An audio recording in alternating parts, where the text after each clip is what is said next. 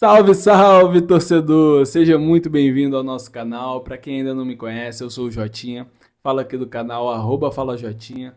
Galera, nós somos um podcast onde eu e o meu grande irmão Guilherme, São Paulino doente, a gente se reúne aí semanalmente para estar debatendo o que de mais importante acontece aí no futebol brasileiro. Tem resenha pós-rodada também, durante a semana, normalmente, dia de quinta-feira, a gente se encontra aí para estar batendo um papo maneiríssimo. Valeu, galera! Então, desde já, logicamente, te convido para você se inscrever no canal e estar acompanhando aí nosso conteúdo. Dá o like, galera. Dá o like que você ajuda o nosso conteúdo tá chegando a mais gente. Bom, galera, como vocês viram aí na nossa thumb, hoje a gente vai falar sobre Atlético Mineiro e Botafogo. Galera, Renato Paiva pressionadíssimo já no Botafogo. É isso mesmo. 7 jogos e o Renato Paiva já tá na berlinda, no fogão. Tá, o Atlético Mineiro, com essa vitória aí sobre o Botafogo, 1-0, ele se recupera, né? É a sua primeira vitória no Brasileirão. O Atlético Mineiro não vencia o jogo, tirando esse confronto aí pela Sul-Americana contra o Desportivo Iquique do Chile. O Atlético Mineiro não vencia desde o jogo de ida da final do Campeonato Mineiro contra o América Mineiro, né? 4-0. E hoje se recupera, né, com a excelente vitória sobre o Botafogo, campeão brasileiro do ano passado. E o Botafogo, galera, se encontra aí nesse. A gente pode até chamar já de começo de turbilhão de pressão em cima do Renato Paiva. A gente está falando aqui logo após o jogo do Botafogo e Atlético Mineiro, e eu acompanhei aqui a coletiva.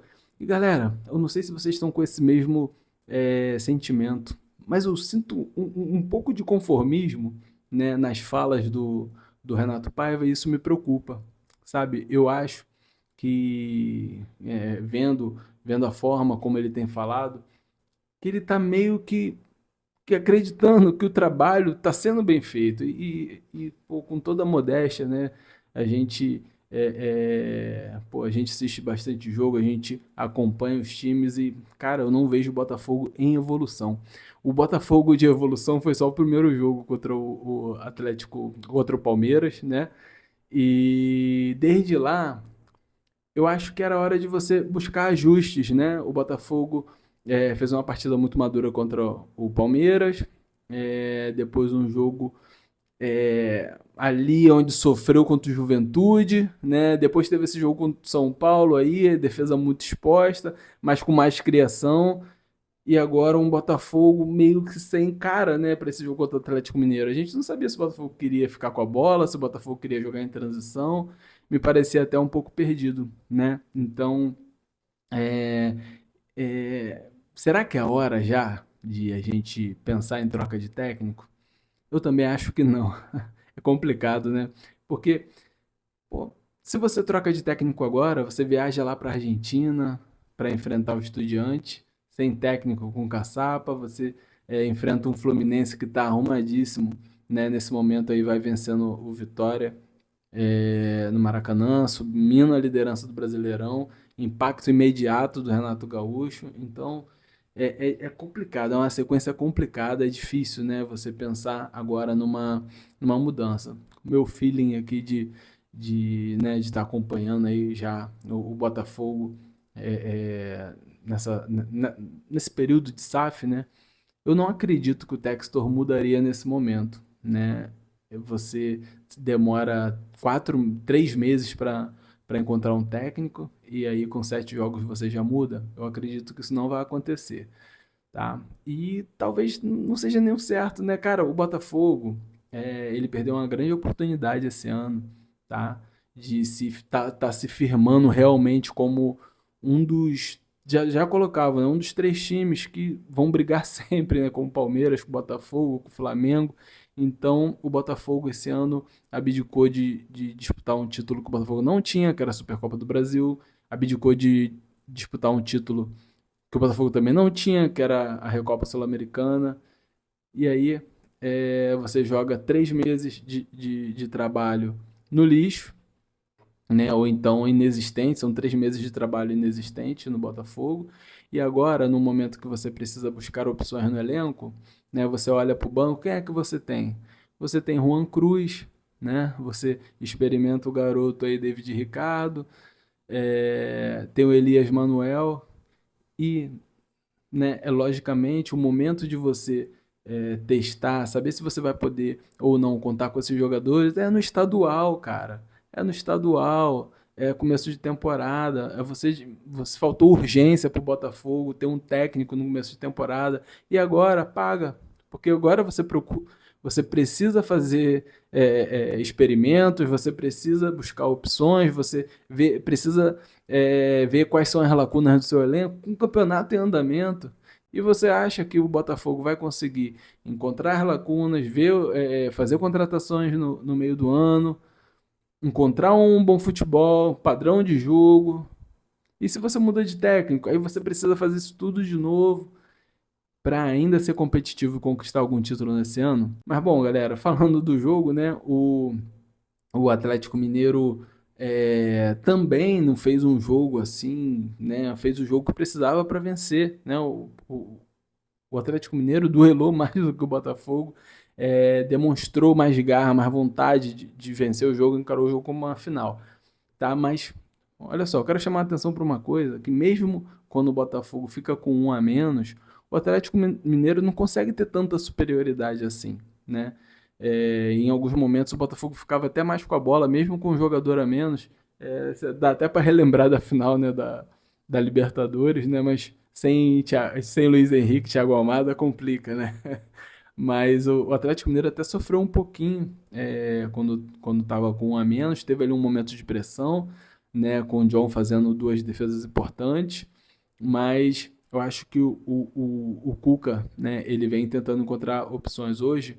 O Scarpa e Menino no banco, eles entram no segundo tempo com o Caio Paulista e o Igor Gomes sendo nulo, né, durante todo o primeiro tempo. Então o Cuca mexe bem no time e ele consegue encontrar o gol logo no comecinho, na jogada de escanteio, falha do John, falha do Gregory, né, mas não tira o mérito ali do Coelho, que foi ali na segunda trave, conseguiu fazer o gol.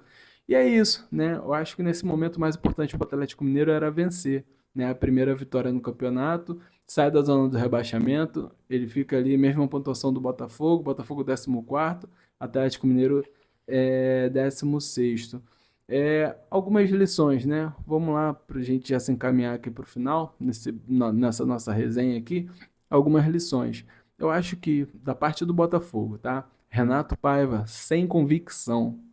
O Renato Paiva, ele inicia com uma ideia de ter o Patrick de Paula como terceiro homem de meio campo, né? E o Patrick de Paula vinha sendo até um dos melhores jogadores do Botafogo nesse começo de campeonato.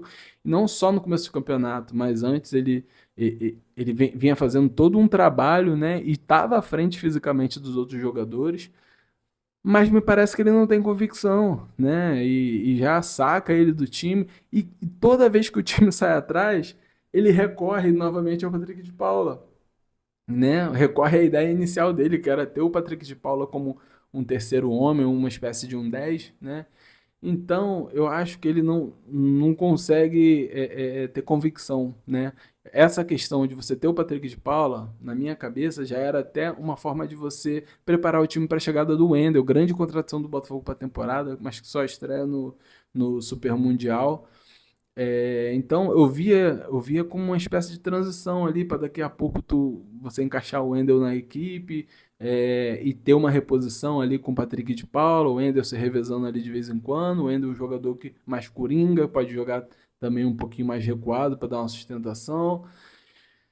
E ele se desfez de tudo, cara. Eu acho que naquele momento era questão de ajuste, né? O Botafogo estava pecando na criação, mas eu acho que isso vinha com o tempo, trabalho, ajuste. Ele acredita também nos laterais jogando bem enfiados, né, lá na linha oposta. Então, para mim, isso é falta de convicção. Eu acho que o caminho vinha sendo bem traçado, mas ele mudou no momento que eu acho que era só ajuste, né? Então, eu acho que fica essa reflexão aí por parte do Botafogo, por parte do Atlético. Eu vejo o elenco ainda com algumas carências, cara, principalmente quando você vence também sem tomar nenhum gol.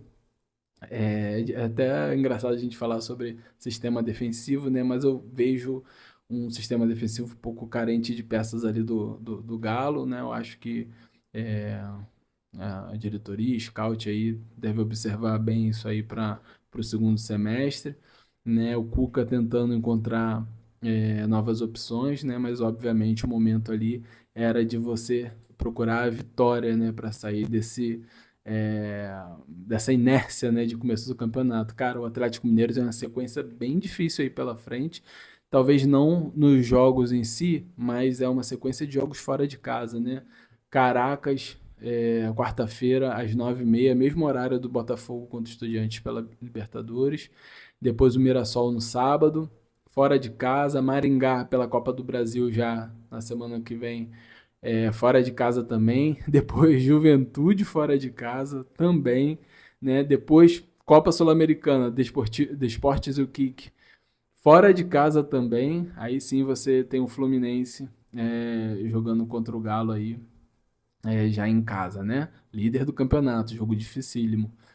E aqui o Botafogo, né? O Botafogo enfrenta o Estudiantes. Esse time aí desarrumado do Botafogo vai enfrentar o Estudiantes pela Libertadores quarta-feira. Depois o Fluminense também, clássico, né? O Botafogo vem numa sequência grande de resultados positivos contra o Fluminense. Mas é o Fluminense aí no Newton, jogo dificílimo também no sábado. Depois Botafogo e Capital pela Copa do Brasil em casa, e Bahia e Botafogo. Ou seja, galera, sequência difícil aí pro Fogão.